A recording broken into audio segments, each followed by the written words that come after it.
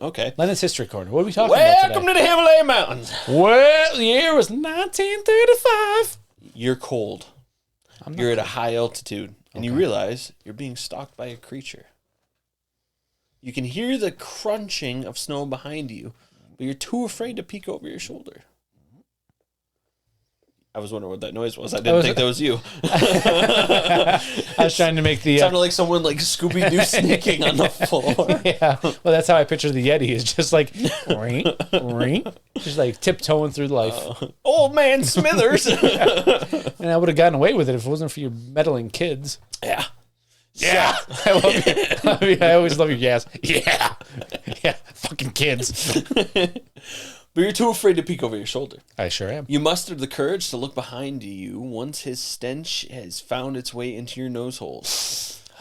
You turn to find blocking out the sun a tall, shaggy, white, furred ape man. I thought you were about to say dong. Thoosh. What's this on my shoulder? You hold up a finger for him. One moment, please. To signal to wait a moment before he rips you to shreds. And then you whip out your handy-dandy DTS Cast Field Guide and flip to the Yeti section. Lick your finger. Flip, flip, flip, flip. It's a Y, so you got to go to the back of the book. So you just through all the alphabet. I know. If you were smart, which obviously, if you're going through the front of the book to the back, you'd go from the back of the book. Well, you see, the chapters are aliens, Yeah. Bigfoot, Yeah. Yeti. That's just 3 chapters. That's it. No. Fuck paranormal. Okay, hold up. We're in the Amityville house. What do we do? What the fuck, guys? Well, where's this classified? Guys. Speaking of which, there is a haunted house I would like us to go to that's around us. Yeah, I've been to Grandma's house. Wink. It was sent to me by someone. I really want to check it out. Anyways, I just want to get that out. How far of a drive is it for us? I don't know. We'll look at it off. We're not going to waste these people's times by doing Why would we semantics. give them something for them to look forward to? No. I'm kidding. They would be able to find us then. Oh, gotcha. Already. We're triangulating math. Yeah. Suck it. As I was saying, when I find my place again, You were sticking a finger up the Yeti's butthole. we put the finger up to tell him to wait a minute. You pulled out your DTS Cast Field Guide. You flipped to the Yeti section. You're fucked. And I'm scrolled down to the next page somehow. That's getting caught. And what do you see on that page? So in this section, Yeah. you read that the Yeti, or the abominable snowman, has been in folklore and legends for centuries in Nepal, India, and Tibet. Yes, sir. In many spiritualities of the region, the Himalayas were regarded as sacred, and those in the area put many beliefs into the creatures it held. Very spiritual place and people. The chemo. That's the one of the indigenous tribes' name for it. Chemo. CHEMO. Yes. Sorry. I'm just fucking. I didn't know that. Well, now you do. You learn something new every day. Bring, the more you know. Perfect. The Yeti, Yep. the Hakimo, Uh-huh. is one such creature of legend in these cultures. The fuck is a hakimo? I don't know. That's what you just said. I said chemo. Oh, I thought you Not said. hakimo. I thought you said Hakimo. Hakuna Matata. What a wonderful phrase. That's not what I said. Now we're in Africa. We're all over the place. We are international. Internationally known. While some feared it, with the utmost caution, others saw it as another creature roaming this planet as we do. Walking aimlessly around, eating to survive, and dying to be returned to the soil others tread over. Sorry, bringing it back up, we find that this creature has origins varying from culture to culture, but all with a similar vibe. There's a hairy giant mountain man in them there hills. There's a mountain devil. There's a good damn mountain devil. That was such a half-ass attempt. Didn't have any energy for it. It's, saving that for the episode. We gave all the energy to our Patreon. Everybody, listen to Patreon. No, we didn't. Let's go. We gave half the energy to Patreon that we did here. No, I'm kidding. Bringing it back up, I said. Get it? Because it's a half hour opposed to an hour episode. Yeah. Oh, sorry. That hop stars are here. The origin of the term Yeti is thought to be derived from either the Sherpa word for small man-like animal, Yete, That's from a baby that couldn't actually say Yeti. Yeti. I like that name. So with some cultures, that sounds fucked up. With some languages and stuff, I can, as most people do, you can do an accent so you kind of understand their basic how they pronounce letters. Yeah. I don't know how the Sherpa pronounce YEH-TEH. I'm assuming, assuming it is actually, and I'm overthinking it, it's probably Yeti.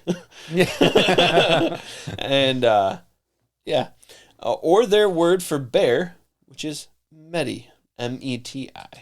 Oh. Yeah.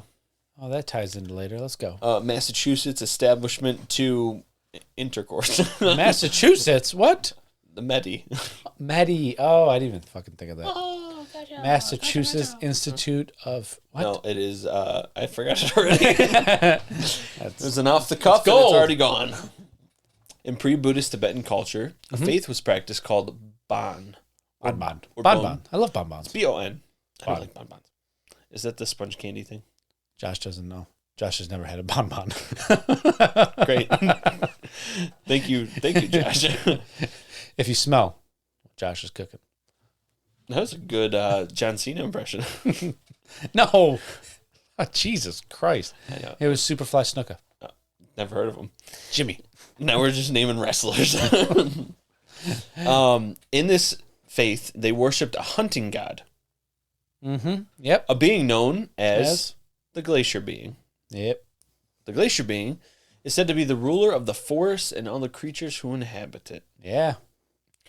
You're just saying after every sentence I say. You'll be hearing this a little more later. No, you're fine. Keep going. Yeah, keep going. The glacier. Caveman Leonard doing his vowels. Many rituals and practices were done in the name of the glacier being, starting with an annual sacrifice. Oh, I like it. Do you? As a way to ensure the safety and protection of the glacier being. Get it. Talk it. An animal would be sacrificed. Get it? Talk it. An animal would be sacrificed and placed belly up for prime optimal access to those intestines. Those are very important. Don't fuck this up for me. While slowly playing what? A banjo? Do that again. You were like so good. Toy. Then, while slowly saying a prayer, the animal's intestines were carved out and draped over the animal's head. Well, that's... And thus, you are protected for the year from the hunting god, the glacier being. Just drape food over your head. No, animal intestines. You didn't listen to me, did you? No, I'm just kidding. No. That's food for the Yeti, man. There you go. Man, like totally, dude. Other rituals required the use of the being's blood, which gave proof that the being was a tangible creature that they believed they could reach out and grab, and not just a being atop Mount Olympus or a guide who takes you on a boat to the underworld. Ooh. Good callbacks to nothing. In Tibetan folklore, good callbacks to nothing. In Tibetan folklore, the legends of these creatures are much more dark. The Yeti is a dangerous creature and should be avoided at all costs, no matter what. Travel with a fat person, because you'll run faster. I'll be our designated fat person for our expedition. No, you won't. For science. No, you won't. Stop it. The Tibetan stories aimed at children would be told by the elders of the community to all gathered. The shaggy ape man with enormous footprints is not to be trifled with. No. You don't fuck with him. He is said in these stories to That's carry... the only enormous thing he has. Big hands. Big hands. And a big old afro hat on top of his head. He's got a big old Indiana Jones hat. He's got the David Childress hat. No, the other guy. Sukalos.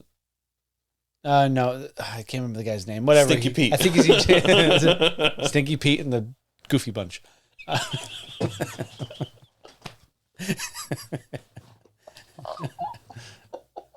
I also don't know if he says Sticky or Stinky Pete, but either way. The Goofy Bunch. Just so off the cuff. Yeah, I mean, if I was really thinking about it, I would have said the Sticky Bun Bunch. The Goofy Bunch.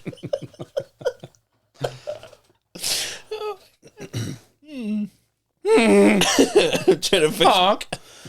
Oh boy. He said in these stories, the Tibetan stories. Okay. He said to carry. Who, Elvis? He said to carry a stone weapon. Okay. Yeah. I don't know about that. I've never really heard stories of Bigfoots using tools. No, but I've heard him throwing rocks. Yes. I mean, if they're as smart as assumed, then I'm sure they could figure out a rock. Yeah. Thank you. They pick this thing up and I just throw it at you. Got it. There we go. Easy peasy. Beautiful. Cover girl. You read my mind. The message of these stories for all to part with was that you should not approach wild animals. That's very true. Very true. Ends the edutainment portion of the Tibetan stories. Ooh, we got the edutainment again. My favorite episode of Mr. Rogers was the one where he told us not to fuck around with werewolves because they like the taste of human meat. Really? That's a thing? Yeah. Well, I got to ask you a question. Oh, okay. Won't you be my neighbor? Not if he's a werewolf. Ooh. We should do an episode. I'm just kidding. We should do an episode on where... Oh, wait, we did. The first meeting of the Yeti in Western culture came in 1921. A reporter for the Calcutta Statesman named Henry Newman was writing an article about a British expedition into the Himalayas. The expedition was led by Lieutenant Colonel C.K. Howard Berry. I thought you were going to say Lieutenant Dan. It was led by Lieutenant Dan. It's a little difficult in a wheelchair there, Lieutenant Dan. No, that's how Lieutenant Dan lost his fucking legs. Was it? Yeah, he just... like Deadpool. It's more funny to think. It's not funny. I'm not even going to say it. Okay. The expedition was led, like I said, by Lieutenant Colonel C.K. Howard Berry. The party began to see movement above them and witness beings at an altitude in excess of 20,000 feet. Chewie was up there. Yeah, I don't know. I went with Chewie. When the party moved up to where the movement was seen, they found large footprints in the snow larger than what any human could make. Yes. Let alone, why the fuck would some big-ass dude be on top of the mountain and say, yeah, I'm going to prank him, but how? Better take off my shoes and make a normal-ass human footprint. Hey, you never know. The Sherpa guides on the expedition told Lieutenant Colonel C.K. Howard Berry that the prints were made from the Meto Kangmi. The Meto Kangmi. Yep. Is that a bear? Saying that, quote-unquote, that the tracks must be that of the wild man of the snows. Meto Kangmi. Meto translates to unwashed, and Kangmi translates to man-bear or snowman. Unwashed man-bear. Mm-hmm. Or snowman. It was no joke for that. I was trying to think. I mean, it's cool. Unwashed man-bear. Unwashed man-bear. Stinky. It was then that Lieutenant Colonel C.K. Howard Berry conveyed this information Just call him Lieutenant Berry. Jesus. Lieutenant C.K. Howard Berry. Reporting for duty, sir. It was then that he conveyed this information to the reporter. Aha. Newman, the reporter, mistranslated Lieutenant Colonel C.K. Howard Berry's detail of the name Meto Kangmi. He instead wrote Meto to mean abominable instead because it sounded better. Ah. Then we get the name Abominable Snowman. Beautiful. So he writes this article, Gas Meets Fire. The Western world in the years to come erupted with... syphilis. Close. No. The article comes out in the Western world and everyone's like in a craze now, just like the Saucer Mania. Mm-hmm. They want to go explore. They want to see the Abominable Snowman. They want to meet him. They want to meet him. Hi, Mr. Abominable. My name is Jim. Hey, he's got snow cones. Yeah, they're yellow, though. What? What? Oh, is this lemon? Nope, not lemon. Banana. I was trying to think of another yellow flavored something. Banana. Pineapple. Would have been better. Oh, that makes you taste good. Oh, Jesus. Pineapple tastes good. Moving on. Westerners began climbing Everest. It's the start of the tourism and exploration obsession of the mountains by those in the world, not of the region. The first photos of the Abominable Snowman's footprints were taken in 1951 by Eric Shipton. Oh, shit. Shipton was attempting to scale Mount Everest when he spotted a set of unusual tracks in the snow at around 19,000 feet. above That's sea high. level. Yeah. It's up there. Yeah. It's up there. It was a jackalope. Yep. You solved it. So these foot tracks. These foot tracks. Well, I can't say prints anymore. What? You don't like prints. You like tracks. Foot track. Trackway. Every time I say Prince, you go the fucking artist Prince. Oh, the Yeah. one time I said it, Yeah, you've said it twice now. So they saw these unusual prints. Yeah. The party followed these tracks for about a mile. Shipton had estimated the tracks to be fairly fresh, saying that they couldn't be more than 24 hours old.